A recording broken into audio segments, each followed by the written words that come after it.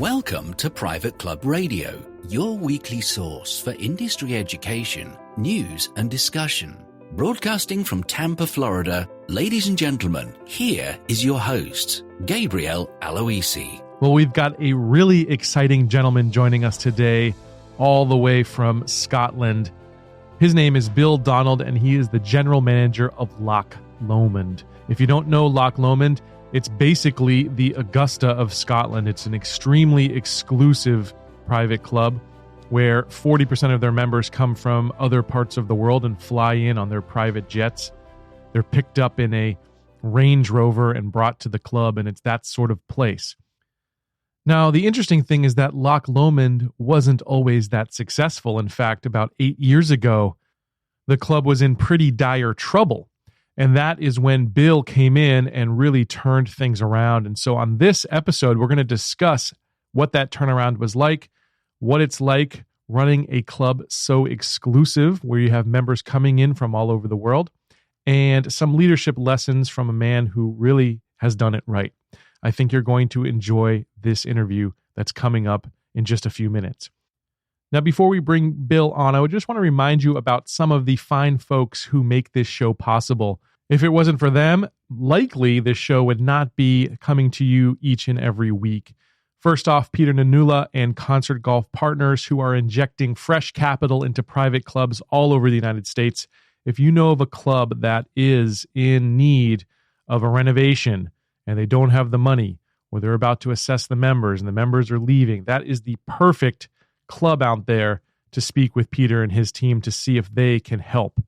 They've also got a great new video out that you should watch, and you can view that at concertgolfpartners.com.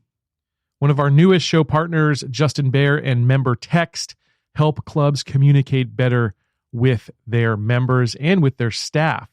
For as little as $99 a month, Member Text will help you transform your club communications.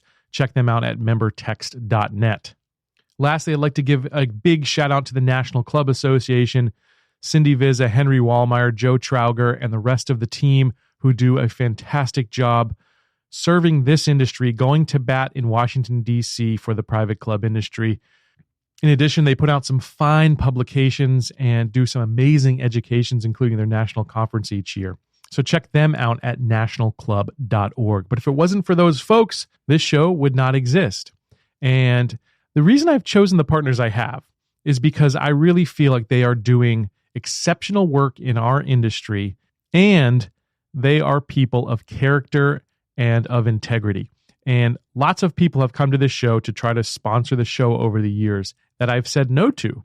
And the reason I have the people that we do have on is because I know that they've got your best interests in mind. So if you love this show and love listening every week, and you want to help this show, help me by helping our partners. Even if you can't do business with them directly, you could recommend friends and colleagues and other clubs that can. And if you could do that favor for me, I would be so appreciative of that. And one other thing that I would really, really, really appreciate, and this is the last announcement, I promise. As you know, my new show, Let's Play Through, is going to be launching on September 18th. The first episode is going to feature Hammock Beach, which is a lovely property over on the east coast of Florida. And luckily, they were spared in Hurricane Dorian. They managed to stay out of the real path of that hurricane. And for that, I'm very, very thankful. But like I said, the first episode launches on September 18th. It's a Wednesday. And I would be thrilled if you could just share that link when it goes out. If you see it on social media, if you're on my email list, if you could just share that with your network of folks, any golfers out there, especially members of your club that are interested in golf and golf travel, I would be honored if you would send that link out and have people watch. I promise you that the show will be entertaining. There is a lot of effort that's gone into this particular production. I've got a crew of 5 individuals, really amazing folks who are working hard to make this show entertaining and educational for you and for your members. So on September 18th, when the show releases, please do send the link out to friends and family and members and other folks that you know that are golfers so they can get a kick out of it too. That would mean a lot to me. Thank you. Now, without further ado, we are going to bring on our featured guest of the day. Hope you enjoy. My next guest is Bill Donald, General Manager at Loch Lomond Members Golf Club, the most exclusive club in Scotland, and he was previously Director of Golf Sales and Marketing at the K Club, one of Europe's top golf resorts and host to 13 European Opens and a Ryder Cup. Bill, welcome. Thanks, Gabe. Nice to see you. Yeah, it's great to have you on the show. I see you've got a marketing background yourself, and that's not the quote unquote, classic way, the classic track into management. So how did that come about? Tell us your story, Bill. Yeah, okay. Well, my family have a background in hospitality. They owned hotels. I'm from Northern Ireland originally, and they had hotels in Northern Ireland. So in the blood was the hospitality. They were keen for me to sort of follow a different career path, and I was lucky enough when I went to university in England to actually fall into somewhere called First Leisure Corporation, and that was Lord Delfont, who was the head of Light Entertainment, BBC, and it was his company, and they provided fantastic training, whole variety of leisure and sport backgrounds. And after 3 years, I sort of got up to where I wanted to go to, so I was a centre manager, and I took a career change. I wanted to study more, and I wanted to go a different career route. So I went into teacher training and studied an MA in marketing management. It all worked. I was at the University of Westminster in London, and I lectured a bit for the university, mainly for colleges.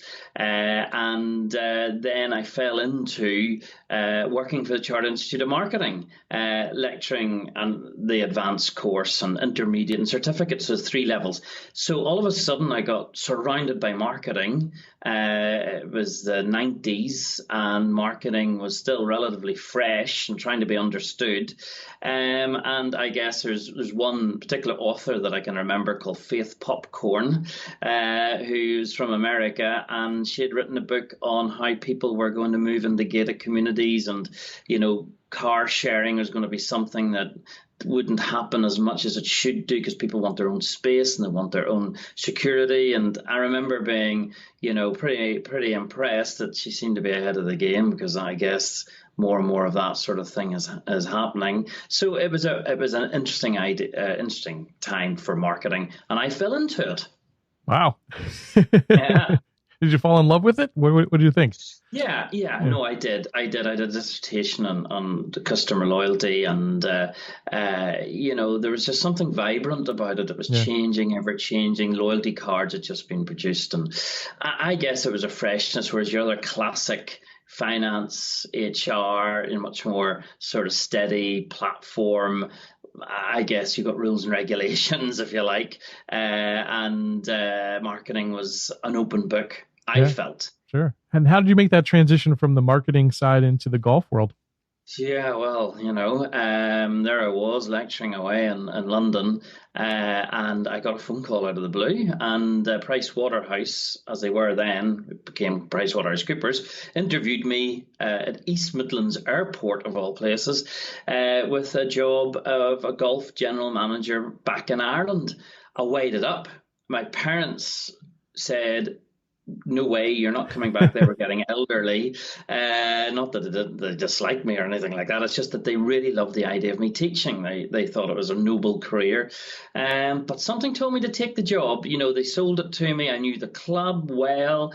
We had connections at the club as well. And, I was a young 30-year-old guy that had a leisure sports background, because I was lecturing on leisure and hospitality management as well as marketing. And I said, I think the commercial world, there's an opportunity here. I'm going to take it. So I took a risk. And I went to a club called Clandy Golf Club, which is just outside Belfast, 2 golf courses and 1,500 members. And it was a great grounding, really good grounding for what unfolded after that. Yeah. So what were some of those early lessons that you learned in the business then? Well, I remember the first AGM that I attended, and the question was asked, what did Pricewaterhouse pay? What was their fee to find me? Mm-hmm. And I thought, oh Christ, I don't even know that. What a question! And It was a guy called Jimmy McIlveen, who's no longer with us, but he was a character and he knew my father. And the answer was £9,000. And there was an audible gasp from the assembled members, and Jimmy came back with, "Sure, I could have asked his father for free." Now, that taught me that you're going into a sort of a bear pit of ideas and opinions, hardened, business people, successful business people, others that maybe businesses hadn't worked out, or life hadn't worked out, or life had worked out, and that certain life experiences. And that proved to be the case. And you need to be really on the ball to be able to deal with a myriad of all those different sections of community within life. It's captured within a club. Yeah. And another example I can give you, Gabe, is there was a chap who was complaining. He complained a lot. He had a very short temper, again, I'd known him from the past, but I didn't know too much about him. And I thought, Christ, this guy's, it's impossible to please. And I sort of was mildly amusing. He used to come up and have a buggy attached to the back of his car on a trailer. And there was a steep hill as you go up to Clandyboy, and he forgot to attach the trailer, and the trailer went past him as he left the car park with his buggy and hurtled into the village before he got into the village and hit the side of a bus. And we had good fun, and I don't think he found it particularly amusing. However, his background was he was an RAF squadron pilot, and he had immense success in World War II and captured in a number of books. And when I read about his background and I read about him, I realized that what a life he had, and maybe that had shaped him into, his later life, which he had a very short fuse over a number of issues. And this is the thing you've got to realize: you're dealing with people, and all sorts of things happened in their life, and all sorts of things are happening in their life. And it's not maybe necessarily you or the club. It's just, I guess, you got to know that. You got to realize that. You got to be a people person. Yeah. Oh, certainly. Really. That's definitely, I always say we're not even in the golf business. We're in the people business. That's what it's all about. We are in the people business. That's what it's a hospitality business. Yeah. And solving people's challenges. So let's talk about your current position here at Loch Lomond. Sure. I mean, you guys went through some hard times, and you came on 8 years ago, and now the club's really emerged stronger than ever. So how did you accomplish that, Bill? Yeah, well, it was, it was under bank ownership. The previous owner, unfortunately, things hadn't worked out for him over in America, and the members bought the club. A successful bid, maybe against the odds, time bound, but they did it. And I was appointed general manager, and I looked around the club.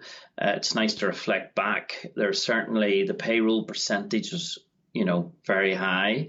And there was a lack of activity at the club.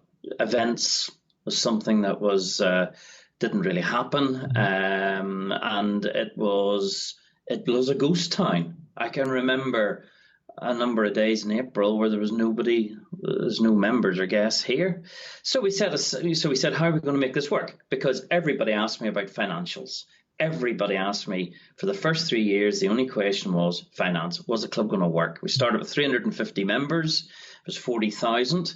It had a good reputation, had a good name, but people were worried about the financial impact of what had happened previously, even though it was more an owner. But people seemed to think that the club was not viable, and within good reason.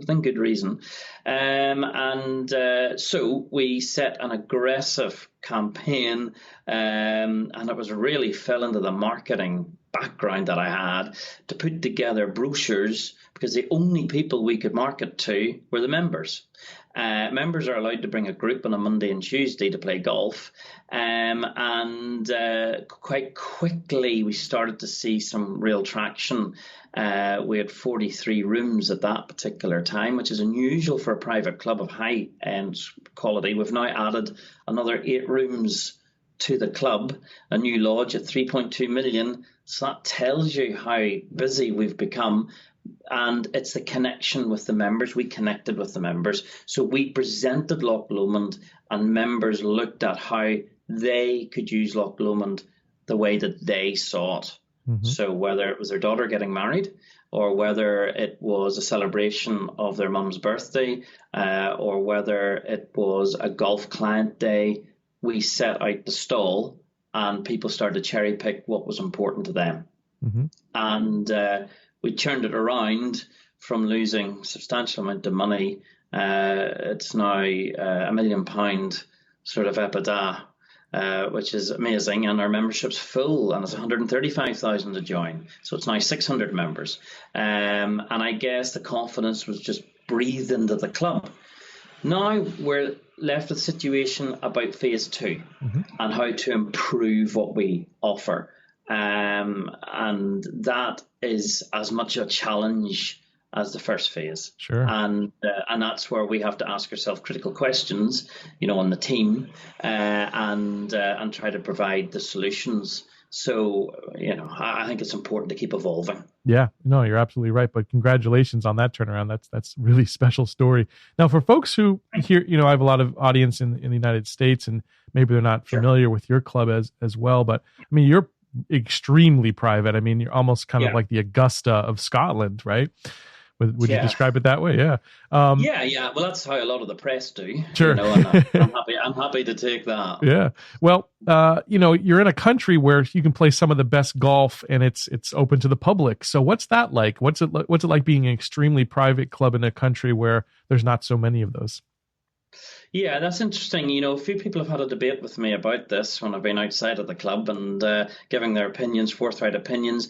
But, we live in the West. We have a democracy, and 98% of clubs that are available are open to the public.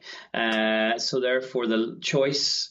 We live in a freedom of choice, and I think it's good to have those choices available. So golf doesn't suffer from, we're a standalone and really there's nowhere else to go. We're just part of 300 plus odd clubs, that are available in Scotland, the country of Scotland, and we play our part in that golf community, but we are a bit different. Mm-hmm. So I think we sit comfortably, we feel, within the community. We open up to the odd junior program, which, we try to help where we can within reason, but it is private and it is by invitation only by a member. Mm-hmm. But it works well because members do use the club and do bring a lot of people to the club. So, the good thing is there's a lot of activity. So it doesn't feel private, but the members drive that. They drive the train. So, it sits, I think, to answer your question, it sits comfortably within the myriad of choices that are available. When I'm reading the online reviews about the club, a lot of people speak not even so much about the golf, which is exceptional, but they really talk about the service and how attentive your staff is. So what do you do differently to train your folks? Yeah. It's the experience. So people talk about the Loch Lomond experience, and that's key. It's the person you recruit. It's not always easy, and sometimes you want to take a risk and you want to take a gamble, and sometimes we do, but it's a type of person. Not everybody that we have employed has got Loch Lomond. It is a unique one-off place, and we have had some very experienced people with good backgrounds that have come to Loch Lomond, and they just haven't connected with the home from home that we offer. So we offer this home from home experience, bespoke experience. If a member rings up and wants something within reason, and usually it is within reason, we'll do it. So we have to reflect what our members are looking for. And if it is one of those aforementioned events that they're keen to bring to the club, we sit down and go through everything. And if they say, I'm sure you wouldn't allow us to bring our own boat and moor it by the club at the loch, of course you can. So we make things happen. Mm-hmm. We have a system in place whereby we profile the members, and we profile, it's all family membership, and we profile the spouses as best we can as well. So we're communicating with the members and their spouses, and I think that it seems to work well. So we can be better in the profiling, but it does have a big impact on the service. So if you're 1 foot ahead of the game, then you've got a good chance. And for example, we have a chap in today who's a member who's brought some guests with him, and he's gone overboard, and he's got a luxury coach hired, and they've all come in. They're really looking forward to it. Now we know that when he arrives at the gate, the north gate, it's very important that the chap gets on and welcomes him personally in front of all his guests. Which we'd like to do anyway, but we know how important it is. Now, we've talked about that, and we've talked about it within our team, and we talk about it at the events meeting that we have, once a week, and we identify certain things. Obviously, we don't always get it right, but you're right. We seem to have a very, very good reputation for the Loch Lomond experience. So it sounds to me like anticipation is a big ingredient to success and knowing what's coming down the road. How do you disseminate that information to the team? Is it just meetings, like stand-up meetings? Do you have a particular piece of software you use to share member profiles and wants and needs? What do you do? Yeah, it's a software, Jonas system, and the profiles are on there, and we share within what we're allowed to do under data protection. We share that with the staff when they're basically logging in to serve as food and beverage or on arrival. The staff can look at the profile and then move from there. So that's where a lot of the anticipation comes. But we also share information verbally. When I taught, and I think members should maybe know this, but when I taught, in colleges and universities, go into the staff room and, all the staff talk about students and all that sort of stuff. Well, that happens, and people disseminate information with a very vibrant staff. We have a very loyal staff, been here a long time as well, but, they'll share information. And, we encourage, constructive information to be shared, and they do. And, if it's to the housekeeping team, to the food and beverage team, to the concierge team, to the golf team, to the spa team, we make sure that we try and ensure that those departments are kept up to speed. The staff do it themselves a lot of the time. Yeah. Wow. Yeah. I know some courses have like a booklet or something for their staff to keep on hand to sort of know folks' first names and see their picture there. And do you do anything like that where you have to memorize names and things like that? Yeah. We carried out a quiz with HR. Now the staff used to hate it, and HR would turn up with 8 photographs of members, and the staff would have to try and guess who they were, and then we'd have an award for it. So things like that help. Sure. Yeah. Now, are you able to anticipate when your members are coming to the club? Are they calling ahead, or are people just showing up? Flying in from wherever around the world, just showing up at your doorstep? Yeah. Well, we've got 60% are UK members and 40% are worldwide or overseas. So, we have a large overseas membership. There's 34 different countries represented. And, people coming from overseas have to book rooms. So we know their movements. They want to be collected from our fleet of Range Rovers and executive coach from the airport. They feel as if that's where their journey starts. And then we're only 20 minutes from the airport, so we're half an hour from the airport, so that's not so bad. Yes, people need to let us know they're coming in advance, and that helps. However, we're getting more and more members turning up, which I guess reflects the busy nature of the club, and that's a slightly different angle that we've had to deal with that we're not expecting. It's not necessary to play golf, but it's more to use the restaurants and bring their families. And of course, we want to encourage that, and that we have to deal with. Yeah. Now, you mentioned families there, and I know a lot of clubs in out in the British Isles are really kind of golf centric clubs, and so you've done some things really to make it a haven for the family. What sort of things have you done over there, Bill? Yeah. Okay. Well, the decision to join is made in the family these days. If it's £135,000, it's not like, honey, I've just blown 135,000 from Right. our account, and I'm afraid the old trip to Mauritius is off the agenda. So, these decisions are made in the household, and that sounds obvious, but it's true. We have a spa.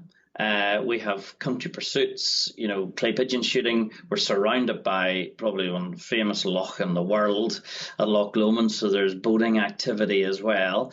And, we can, again, if there's families coming and they want to do anything that they feel is appropriate, such as a treasure hunt or football or tennis in the wall garden, within reason we can do it. And we can organise a planned programme. And we do have planned programmes for families 4 times a year. So families can turn up then if they want to get full usage. And we put on a lot of games, archery and so on and so forth. So we try to appeal to that market. Other than that, it's your classic golf club. But, we have a relaxed style about us. Getting through the gates is the problem, but once you're through, it's pretty relaxed. And we encourage families to come and use the club. It is a family membership only. Yeah. So 600 guys, 600 girls, and then kids from 23 years of age and under. It's all involved. Those kids, they're going to be members. They're going to take over maybe the membership, and that name will live on, or they'll get married, or they have their celebration at the club. It's an extension of the club, and it's that connection that I talked about and alluded to, and I know that you're keen on as well to promote, but that is that connection with the family, connection with the name, connection with the club. Good times were had. I grew up as a member there. I want to continue. Those are the things. That's why family membership is so important. Yeah, and often the answer. Right. Yep. You're absolutely right. Your clubhouse is a unique in that it's an 18th century manor. So what's that like in terms of preservation and upkeep and maintenance and that's a unique situation. Yeah, well, look, the previous owner did a fantastic job, Lyle Anderson. I mean, it was dilapidated. It was, it was originally a chap called David Brench, and David had the vision, but Lyle had the international vision. He had the grandiose plans, and he really pulled it off that way. And he restored Rossdew House, which is what you're talking about, to close to its original, with a sort of a modern Scottish twist to it, and for us, because we've got close on £1 million to reinvest. We're not for profit. We put it back in, so the upkeep we make sure that everything is kept up to date. But it was Lyle has to take full credit for his vision and how he replenished everything and built the lodges around the loch as well. Genius, really. The members can be thankful for his interpretation of how he saw Loch Lomond Golf Club. We've benefited from that, but however, Lyle would also be pleased that we are upkeeping everything because we are generating cash. Yeah, well, I got to imagine there's some maybe infrastructure that's not quite up to modern standards and things like that. So it's got to present some unique challenges too, right? Yeah, it does. We have we've 2 health and safety visits a year, one on fire and one on general health and safety, and they're pretty impressed. A few more signs. We've just had an audit actually, and we've done well. But there's a few things to do, which you get with an old house.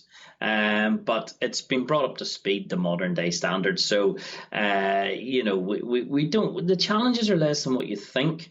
It does such a great job of rebuilding that it's left us with a few problems, a few issues. We've had to reinvest in kitchens.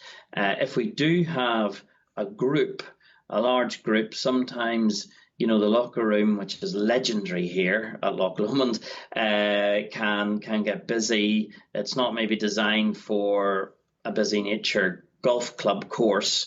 So those are more of the challenges. The business plan to make the club work has maybe been a challenge for some of the facilities that we have on offer. But I have to say that, it's more straightforward than what you think. Got it. Okay, cool. Well, it's a beautiful building, and you also, that spa. I recommend folks check out the Loch Lomond website to look at how the spa is. But it's a walled garden, Sure. and it just looks gorgeous. It looks very, very comforting. Yeah. You've got a couple of quotes on your LinkedIn profile that caught my eye, Bill, and the one in particular was the challenge of sustainability need not be cloaked in fear. So, what do you mean by that? Yeah, I think that you've got to be strong and have a clear thought process on what you're trying to achieve, and be honest. And I think that to sustain a club and success of a club, there's a reason why it's become a success. I think you need to evolve and you need to tweak. But I have seen clubs that have gone 180 or 360 degrees turns. And I've seen managers, and maybe I've been in that position myself as well, and I've seen golf managers who get into a bunker and are running scared or caught in headlights or don't want to upset people because it's a job and it's difficult to negotiate. And at the end of the day, if the club fails, okay, but it's kept a section of the members happy or it's gone backwards, and there's a fear. So sustainability. So for us at Loch Lomond, we've had 3 great years of growth and success. 3's not enough. We need to make sure that it's here in 100 years' time. We need to make sure that what's got us here, we don't forget. It might need to be tweaked, might need to be evolving, as I think all clubs should, but it doesn't need an overhaul.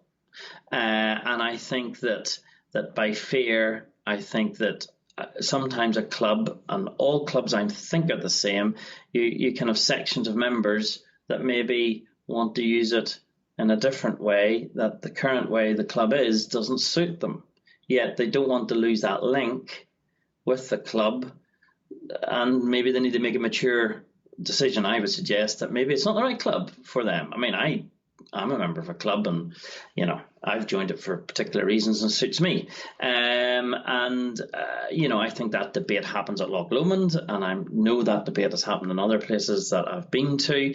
And I think that sometimes the loud noise can come from maybe a section, but is it for the good of the club? And is it for the good of the future? Well, that's open for debate and should be debated. It's important to debate. But I think cloaked by fear, I have seen quite a few instances in the golf environment and golf game with managers, as I've said, they get scared. Yeah. They do.